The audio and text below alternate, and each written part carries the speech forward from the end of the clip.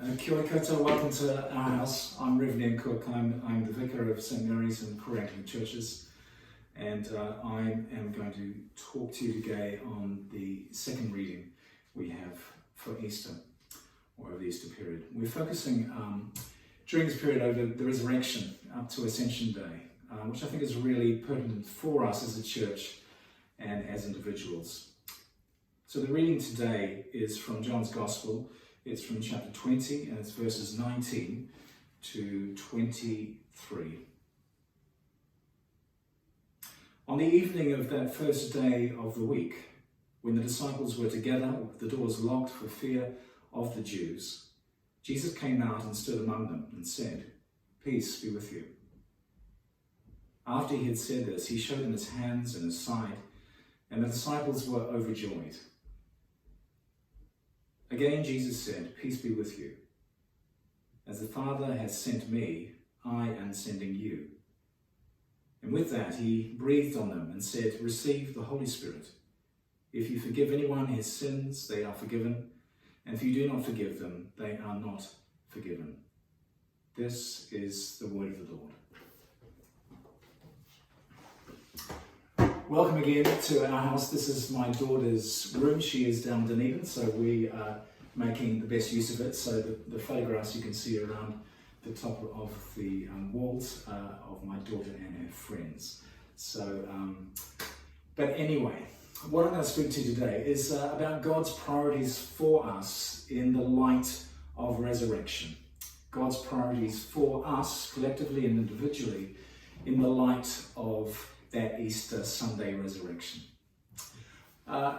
When I was in Plymouth as a curate, one day we went down to the city centre to do some shopping, and we had a Vestra car and wagon, and I took down there, Rue down there, she needed to go to the bank, and we parked inside the mall. There is vehicle access inside the mall, and I sat in the car, and Ruth went off to the bank to do a small errand and then came back.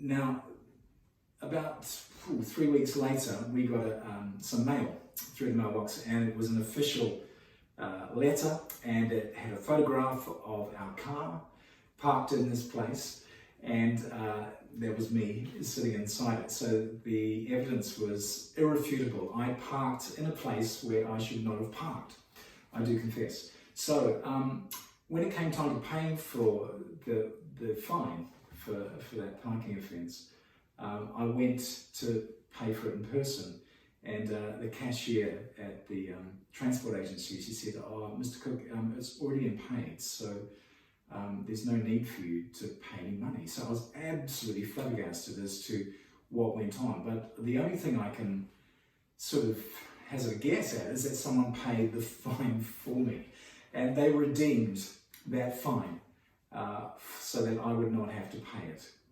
And this is just a small and it's a limited example of what Jesus did for us on that Easter Friday, going to the cross and paying that fine or that penalty for us and covering that totally, so we in effect are set free from anything that we owe to our Lord and our Saviour. The disciples in this reading that we had today, they are hiding in absolute fear. We spoke last week about how the Gospels portray the disciples, warts and all. Today they're hiding and quivering in fear of the Jews and what they're going to do to them, because they've just killed their one and only leader, who they thought was going to lead a revolution. Now he turns up for the first time after appearing to the women first, and he comes through the walls, and the first thing he says to them is, "Peace be with you." Peace be with you. In fact, he says it twice, "Peace be with you." Now that word peace, the Hebrew word for peace is shalom, as was mentioned by Bishop Philip today, shalom. And it's very similar to the Aramaic meaning of that word as well. And the word shalom actually means much more than what we understand about peace. It also means harmony it means prosperity, it means welfare, it means tranquility. And to encompass shalom all in all, it means completeness. So Jesus comes into this room where his best friends are quaking in fear, and he says, completeness to you. Completeness. Now the next thing that he does is he asks them to put their hands into his wounds, in his hands and his feet. And the reason he does that is to prove that he's not a ghost. In fact, he is there in flesh and blood before him. And he says again, peace or shalom to you. Now Jesus gets straight to the point.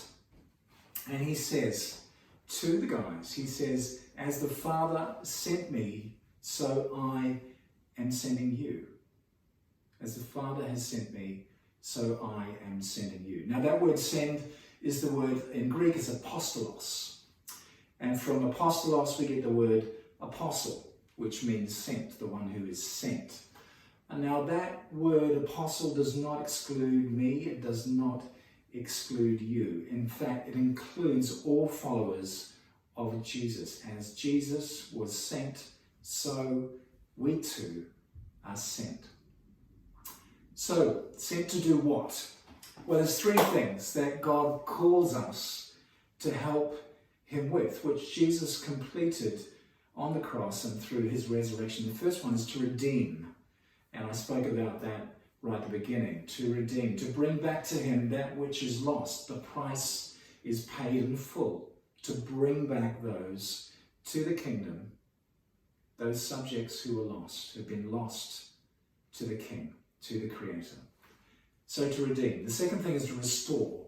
To help restore what is broken in this world. People and creation. Communities and ways of life.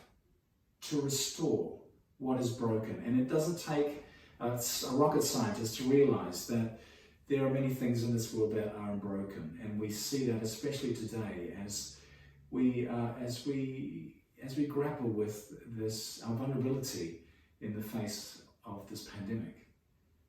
The last thing, and it's always good to have 3 points, isn't it? And it starts with R as well, is to reconcile. To help reconcile the world and creation to its creator. And that brings true life in its fullest. So to redeem, to restore, and to reconcile.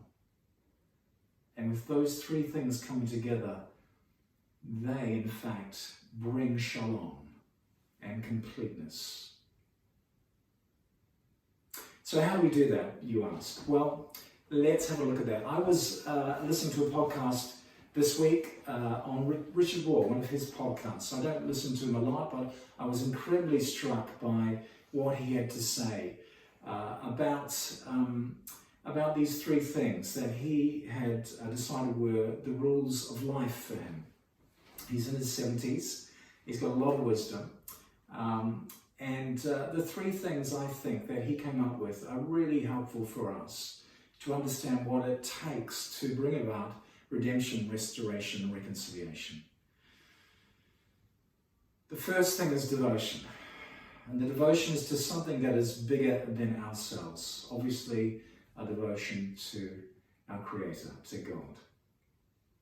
And in that devotion, to develop a purity of desire and intention, and instead of being concerned with making an impression for the benefit of me, or myself, or ourselves, we are called to develop a genuine concern for others.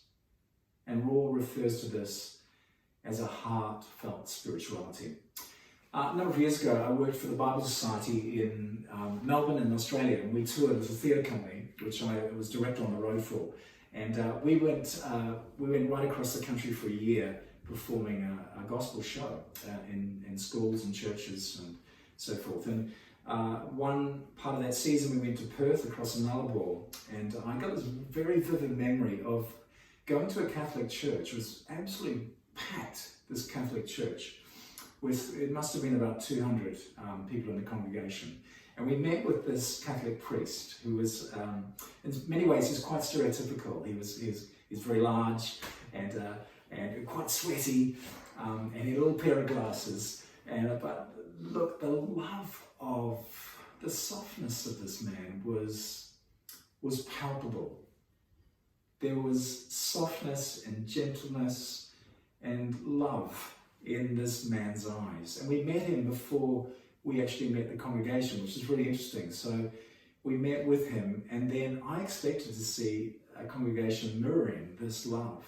But it wasn't quite like that, but which made this man stand out even more. As a priest serving this congregation, he was obviously a man of faithfulness and gentleness, and a man with a heartfelt spirituality. Our hearts must be strangely warmed to the work of grace. Our hearts, they need to be strangely warmed by the work of grace. Our faces also, Raw was saying, the face we turn towards ourselves, and this is important, the face we turn towards ourselves is the face we turn toward the world. So often it is really difficult for us to be kind to ourselves, genuinely kind and genuinely forgiving and genuinely gracious to ourselves. But if we can learn to live like that, then we can also turn and live like that in the world. The second rule of life that Raw came up with, and this is really relevant for us being in lockdown here, and with things changing all around us, particularly with things like transport and flights all around the world stopping, is the rule of living simply, a rule of simplicity. That includes slowing down, which we've been forced to do, taking our time and realizing what really is important in life, not demanding constant stimulation of our senses. And this one is important too, resisting compulsive consumption to fill the unfillable void of the soul. This is unsustainable. So simplicity is the second rule he came up with. And the last one is a rule of public virtue. And public virtue includes serving others, to serve our wider parish here at Karori Anglican, to serve our neighbourhood. Kate Harvey Green, she tells a story not long before lockdown. She went and visited her neighbours, as many of us did, and we'll have stories about that. Kate has this one story when she went and visited some of her neighbours, and they were so overjoyed to see her and for her to offer to go out and do some shopping for them, that a number of them, not just one, said, "Look, Kate, when we finish this lockdown, why don't we have a street party?" And I think indeed Kate is going to organise that for her street and where she lives. And I'm very challenged to do that as well. I remember a friend of ours we used to spend time with at Trinity in Bristol. He was talking about evangelism. He said, "It's easy, guys. All you have to do is have a party. Not just one, but a lot of parties." So I'd encourage you, after lockdown, when everyone is available, including the over 70s, get your neighbourhood together and just have a party and celebrate the coming out of being in lockdown, a kind of resurrection, if you like.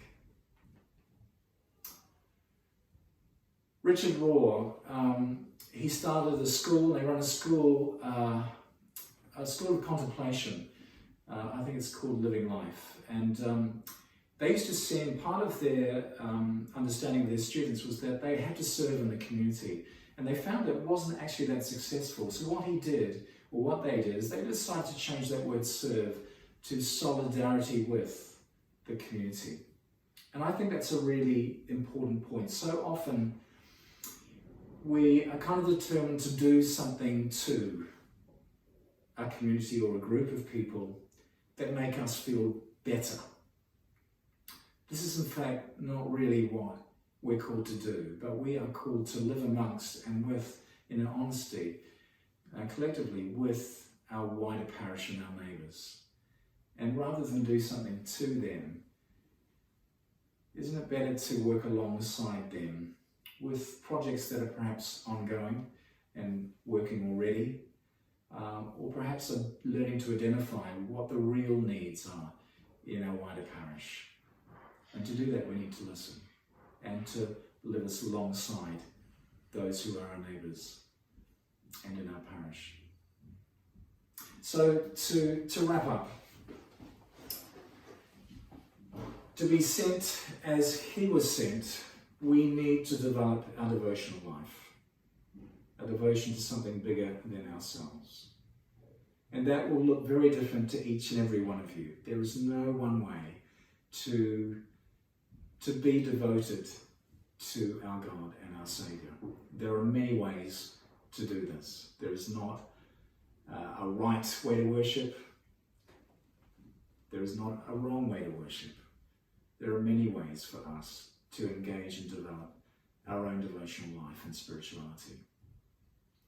The second thing is how can we live more simply? To ask that question, especially in lockdown. How can we live a life that is simpler and more sustainable? It's easy to make decisions about how we're going to live in the new year, like New Year resolutions, and then for those things to fall off very quickly. But I'd encourage you to think about how can we make choices that are sustainable as we come out of lockdown, simpler ways of just being and living. And the last thing is to live in solidarity with our neighbours and with our parish. To live in solidarity and to partner with them in extending what is good, extending what is God's kingdom. We do that already at church. We've started to do that with Early Childhood Centre, which has been there for many years, as I've said, and with Smash. How else can we partner with our community and work in solidarity with them to make Karori a better place to live?